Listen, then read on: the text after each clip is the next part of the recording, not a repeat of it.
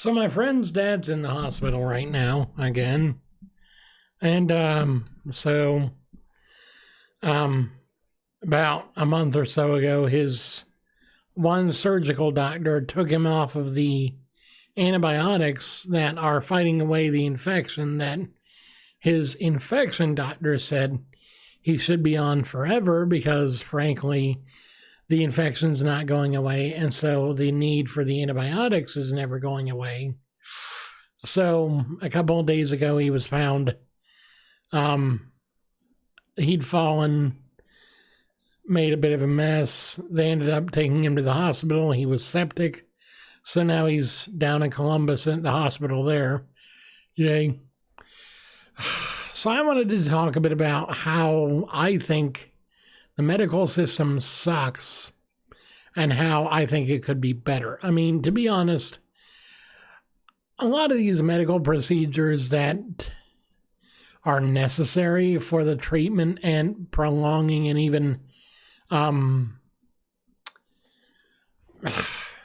the quality of life are expensive as heck, and they're unaffordable for any but the super rich or super lucky to have coverage.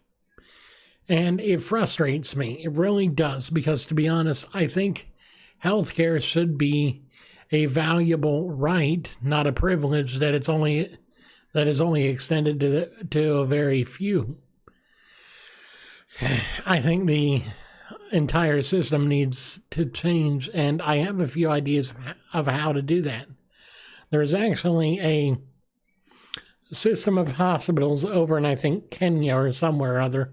I read this in an article the other day, where they have the lowest costs on surgical procedures of any hospital in the world. And the way that they do that is by delegating different individual jobs to different people instead of paying one person to do several jobs, and therefore their pay going well above what would be feasible if you wanted to make treatment affordable.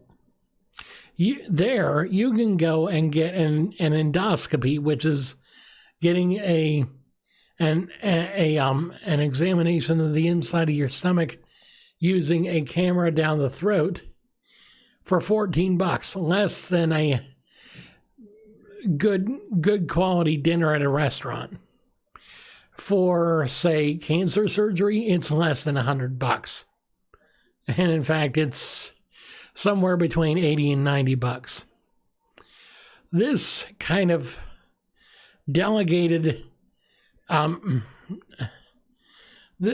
delegation of duty to the point of where only the most important part, the biggest thing is the high dollar surgeons aren't brought in until the exact moment they need to be there. There's somebody else doing the preparatory work. There's teams that are already standing by with brand new medical equipment for the next surgical theater. They reuse everything that they can because under the guidelines of health, there are permissions for the reuse of lots of different equipment. Here in the U.S. especially, once you use something once, it's never used again, no matter what it is, when a lot of it could be sanitized and reused easily and effectively to the point to where you could cut costs by at least a third compared to most medical hospitals and medical procedures. The average medical bill for one hospital stay is anywhere from $100,000 to $300,000 for like a 7 or 8 day stay. For a long term, that can easily rise into millions, especially depending on what kind of care you receive.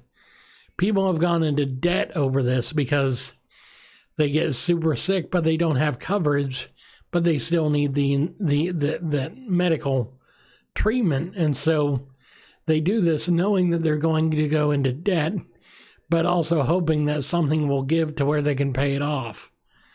And that's not a good model if you want to have a good healthcare system. I think if we did more of this delegation and this recycling, we'd cut costs by at least 60 to 70%.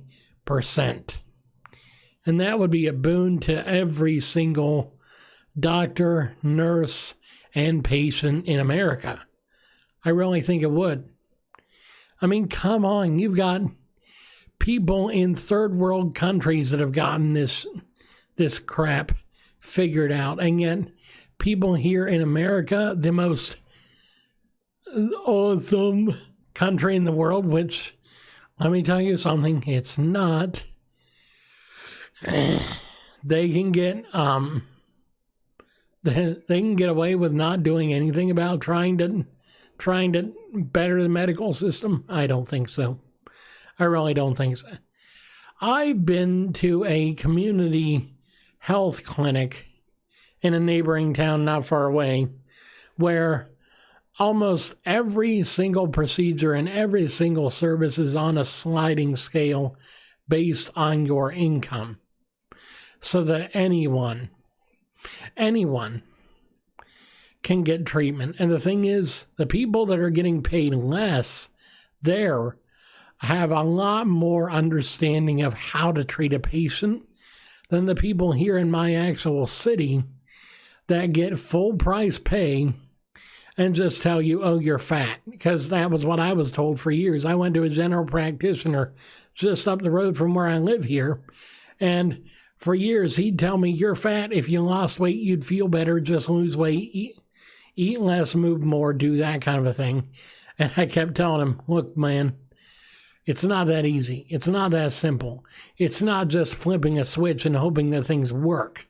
It's not just making everything better by effort, by willpower, because there are underlying conditions that you don't understand, that you don't know.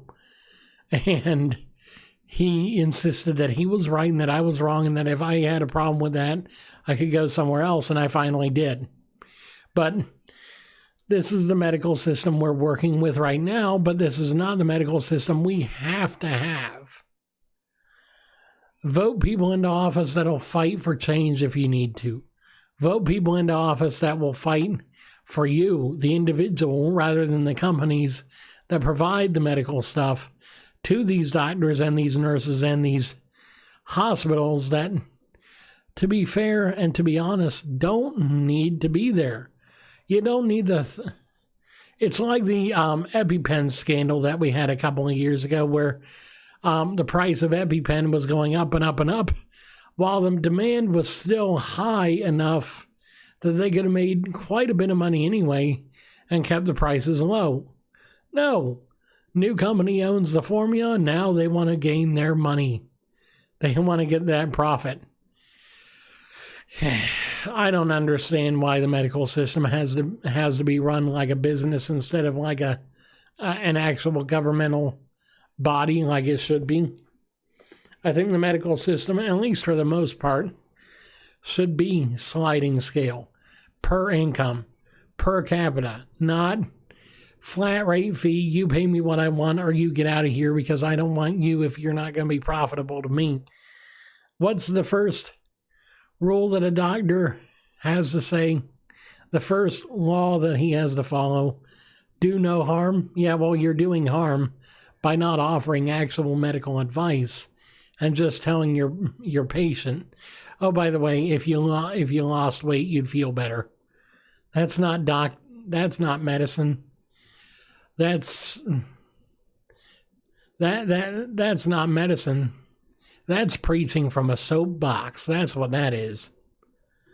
So, I'm not a big fan of the medical system. I'm really not. I don't think I ever will be. But this is definitely not working. Anyway, I hope you guys listened, and if you did enjoy listening, click that subscribe button down below for more introspective and informational and just thought-provoking videos like this. I do upload at least once a day, sometimes twice or more, but I try and keep it to that, so that way I don't end up falling behind. I at least try and keep it to that minimum of one And I hope you have a wonderful day, and I'll see you guys again tomorrow.